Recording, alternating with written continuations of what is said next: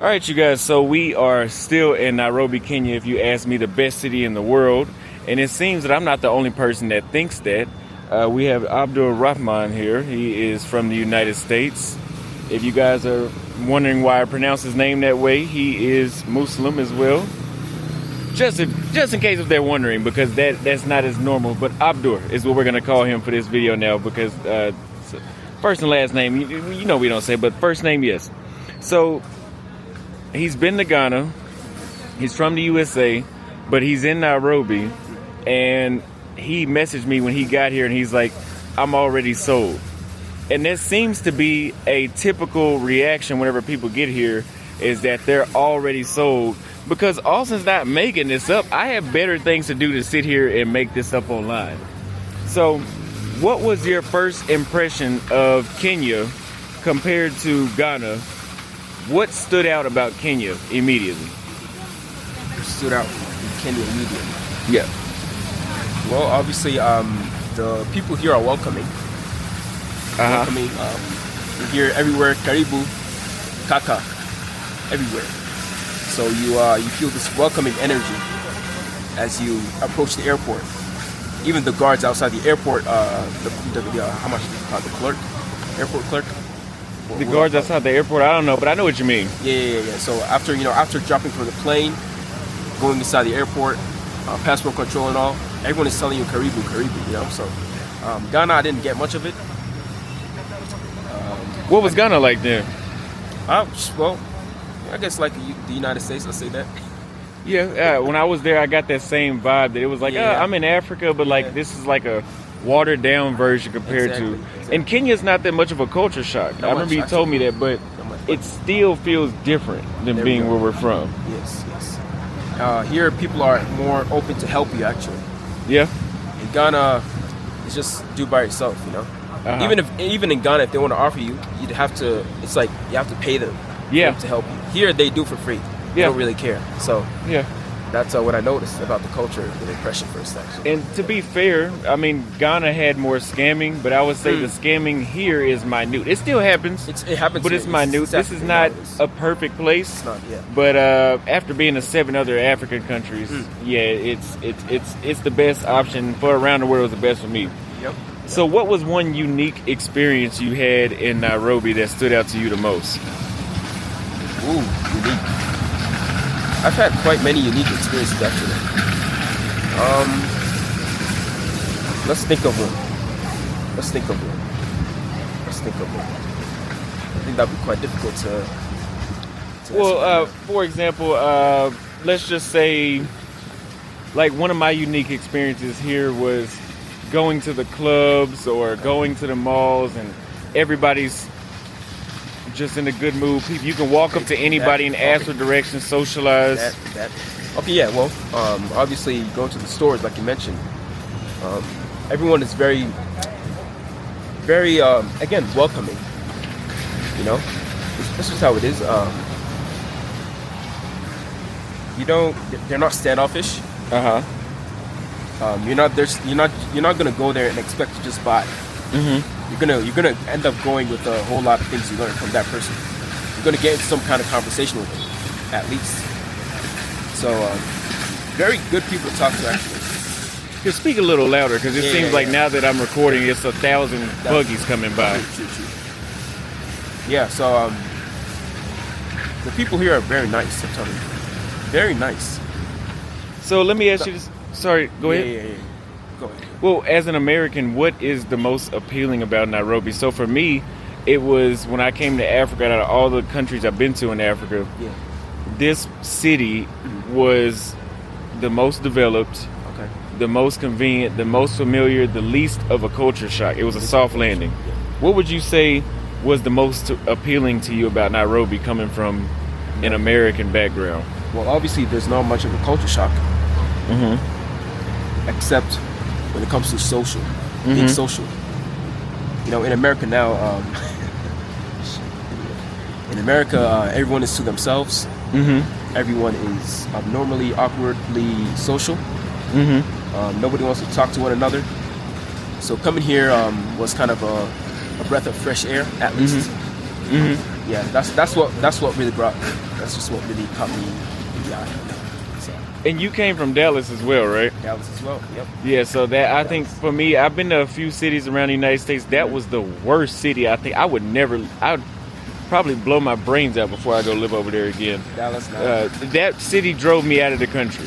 So coming here, it definitely is a breath of fresh air. Yep. So what part about the culture, the food? What do you think about the food here in Nairobi? Oh man, food. I eat once a day actually. You eat once a day? The food, you get full. I think that's why I eat once a day. Okay. The food here, it's filling. Mm-hmm. I've never had any stomach ache so far. Mm-hmm. It feels healthy. Like the eggs even, because I eat eggs every day. Let me just say that. The eggs here just feel much healthier than the ones in Dallas. Mm-hmm. I don't know. There's something about it. I don't know what it is. Well, these eggs out here, and I know this is first in Tanzania, but even out here, you don't have to put them in a refrigerator. You don't. The food is completely different. Besides social life, the cost of living, the food, and you get to pick what weather you want to be in. That depends on where you're at. But you really get to craft your own life here. So what advice would you give to an American who's considering visiting Nairobi, but is still letting the propaganda of Africa get to their head, just swaying their decision? Oh, that one is tough. That one is tough. There's a lot of it. People have this painted picture, obviously, from school, from our teachers back in elementary school and all that. What advice would I give? Well, number one, one of the things that people talk about when it comes to Kenya is the ladies. Don't come here for the ladies. That shouldn't be your first reason to come here. Obviously, it's something that we struggle with back in the States, but that shouldn't be the how am I going to call it? The reason for you, the number one reason for you to come here. The purpose of your travel. The purpose of your travel. Thank you. Right. So, something more important would be the quality of life, the air. Pretty much, don't come for women. No. Just don't. It's a good addition to the city, though. It's a very good addition. It shouldn't be number one. No, never. You'll always fail if you make that your number one part of the trip. Exactly. So you like the most about Nairobi is the quality of life. Quality of life. The air. I feel in Ghana now. I love Ghana, but the air was. I was actually diagnosed with severe asthma in Ghana. Really? Yeah, the doctor diagnosed me with asthma. So that one was one of the things that I guess struggled with when I was in Ghana. The air there wasn't on point. It wasn't on point. But here, same city vibe, but I've not had any breathing issues so far. So yeah, I prefer Nairobi over Ghana. Well, that aspect. Okay, I never thought about the air quality in Ghana, but that makes sense on why things will feel better being here and a better of a breath of fresh air. Yep. So, things to do in Nairobi. Let's talk about, for example, you said jet skiing, national parks. Do you feel that there's more things to do in Nairobi than there are in Ghana? Ooh, that's a good question. More things to do.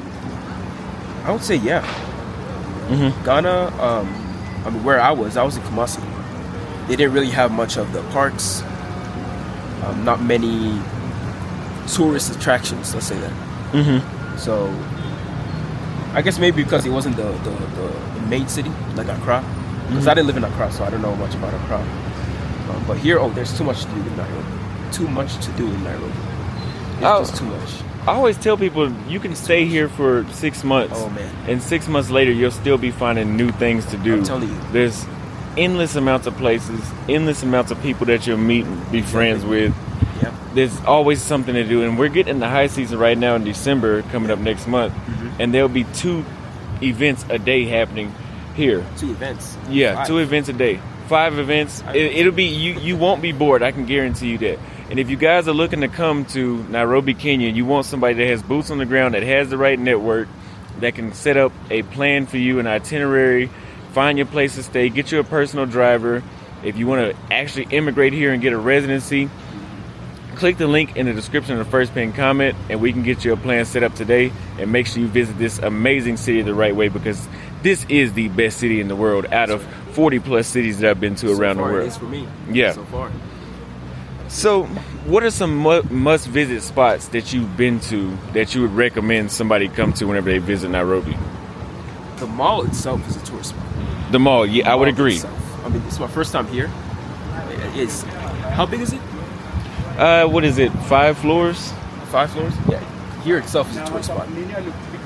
I've not been to many places yet, but so far, I mean, just being here is just breath of fresh air. I mean, aside from what we've been seeing, we're not gonna mention it here yet. Mm-hmm. There's just too much to see, man. Too much. You can't have enough. You can't have enough.